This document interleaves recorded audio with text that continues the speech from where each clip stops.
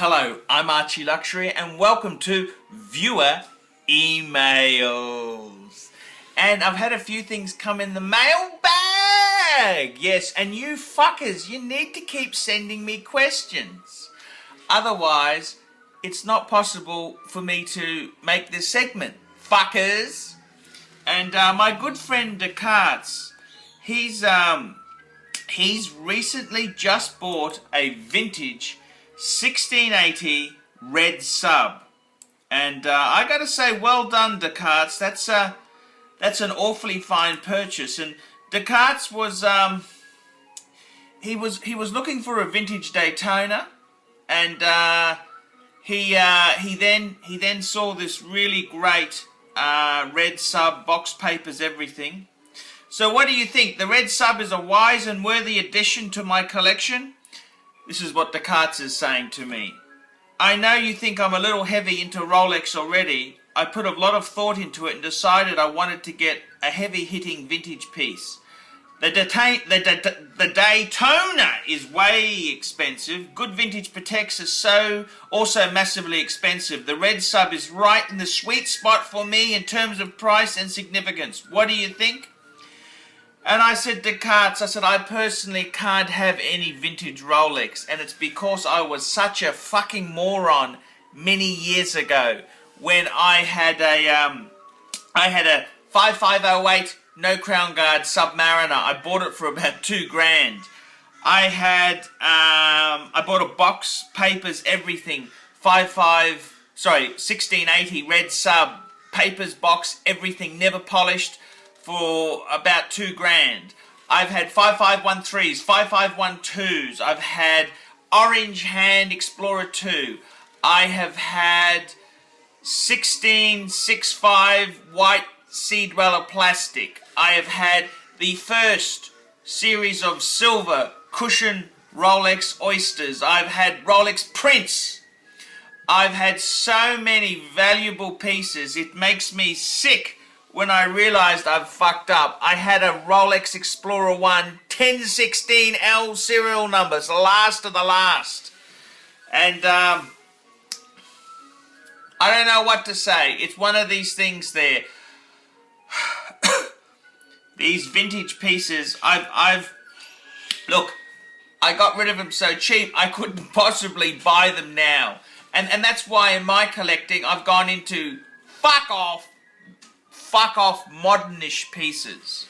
The Pateks, the Jaeger LeCoultre, you know, that's still, in my opinion, that is a gorgeous piece to own, and you can't go wrong with having a piece like that. I mean, that's just beautiful.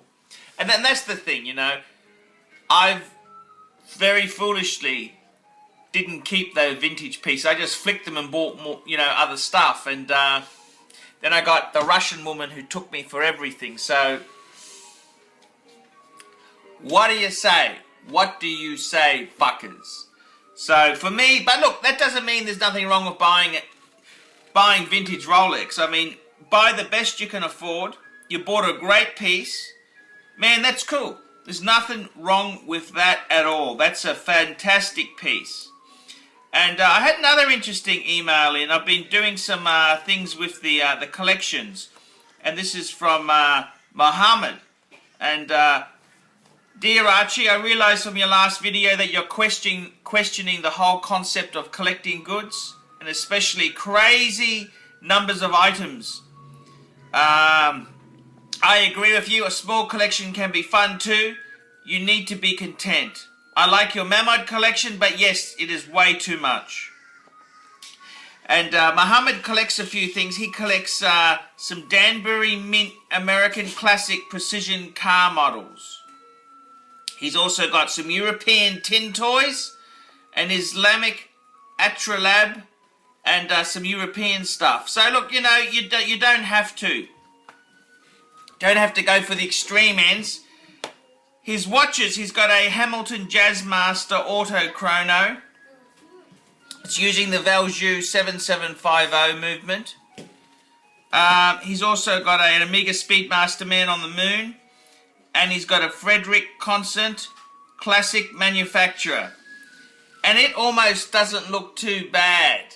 It doesn't look too bad in a Frederick Constant sort of way. It's okay. So it is very, very interesting. We've had some interesting things come into the mailbag there, and I've had a good email from my good friend Craig. That's right, Craig Teal Jones. He very kindly sent Archie an Archie stamp. That's right, a wax seal stamp. Thank you so much, Craig. That is fantastic. And he's a cool guy. He's a really nice guy, and I love him to death. Craig's a really cool guy, and he's had the collecting bug. He used to collect radio controlled cars, and he told me he sold them all off, and it's made his life a lot more easier. So I don't know what to say there. I've kind of the Mammoth thing.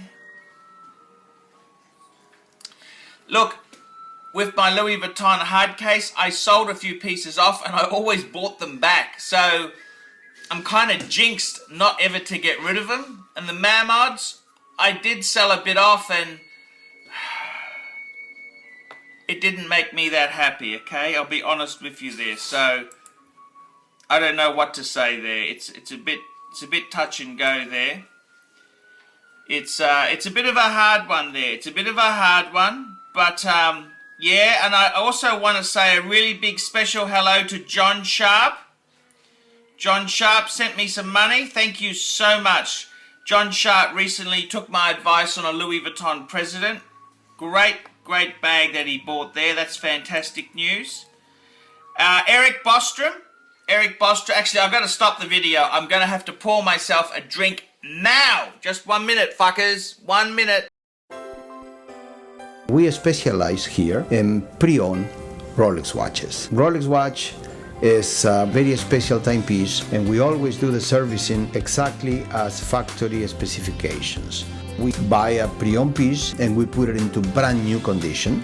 We have Rolex certified technicians working on that. We completely disassemble the piece. We adjust and polish and change every single part of the watch. You have to have certified watchmakers that know what they're doing. If you have an expensive car, you're just not going to bring it to any mechanic that doesn't know what they're doing. You spend $5,000, it's like if you put money in the safe deposit box. And 1 or 2 years from now, you will keep having your $5,000. We have to spend a lot of money to get all this equipment together, but makes me feel I'm doing what I'm supposed to do. It's not a question of money, it's my passion. Jewelers on time, simply the best. Okay, I'm back again, and this is the beautiful Ardmore, which was sent to me. This was sent to me from Eric and Keith, and they are some really cool fuckers. They are really cool fuckers. And Eric Bostrom organised this with his friend. Let me find his last name there. What's his last name? Oh, Keith Murray and Eric Bostrom. They organised this as a gift. And you can see I have drunken a bit there. It is a very nice... Ah, fuck, it's been a bad week. Okay, this is a salute to Eric Bostrom and Keith Murray. Thank you. Thank you so much.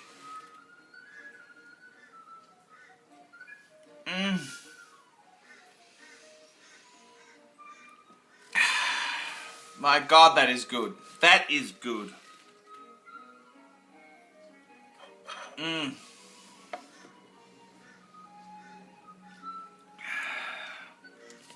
My God.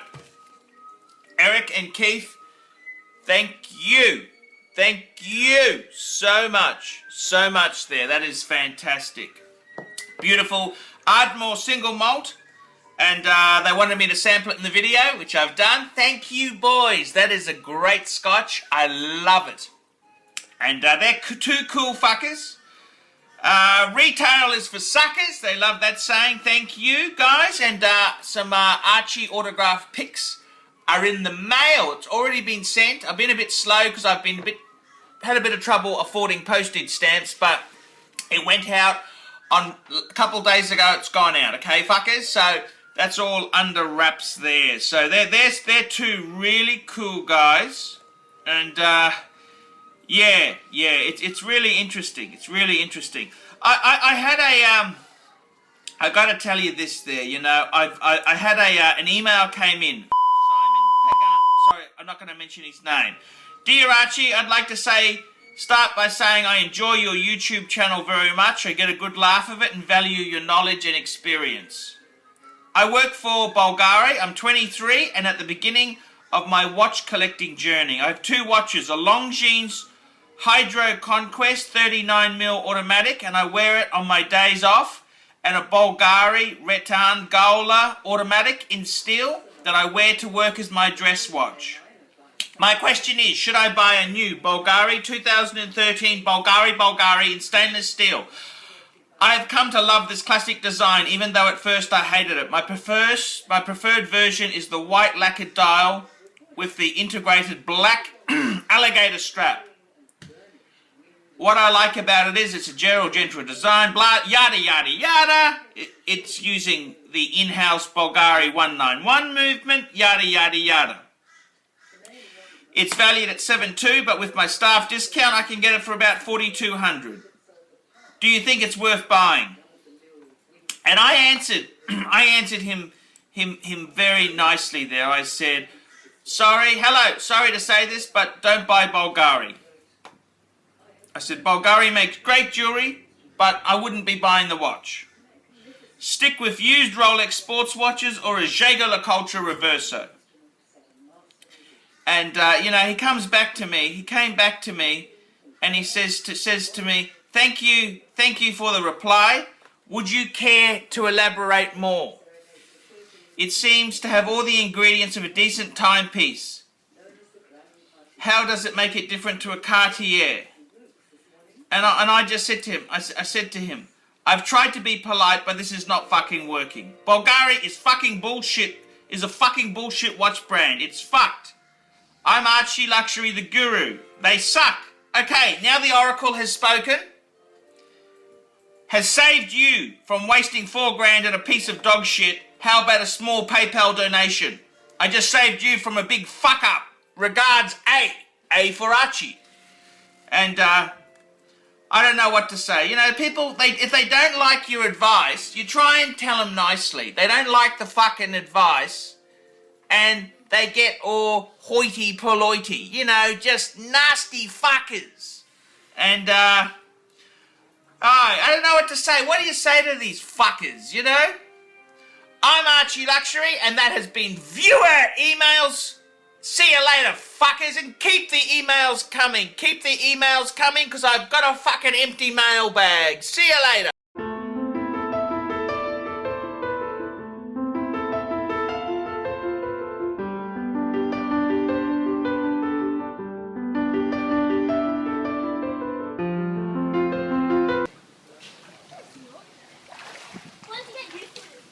Yeah, who took the hose out? Oh, it's like that when we came. Cannonball! Cannonball? George! What's the cannonball?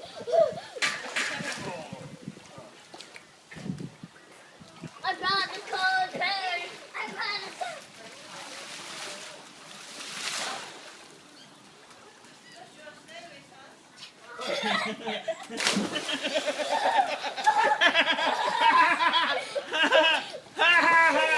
Be careful on the camera. Don't whip my camera. Don't whip my camera.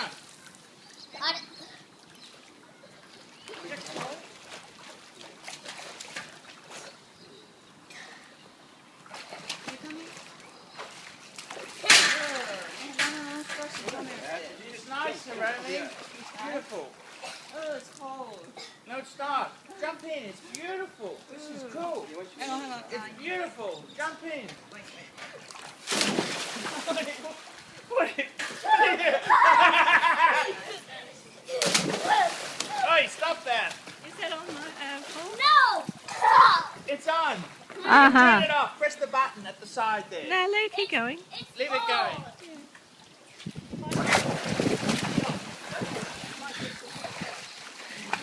Alright, jump in. Come in, don't muck around, please. Just play nicely.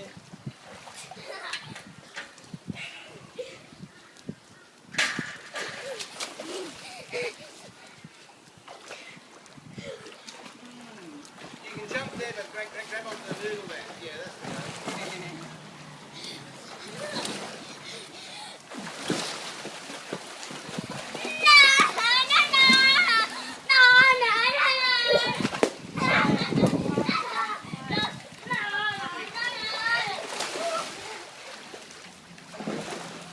How's the water, Murray?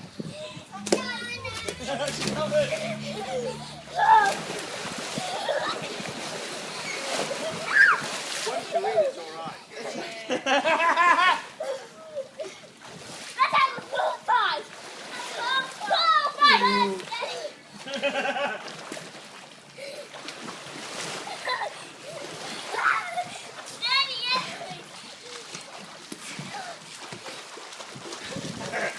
Daddy,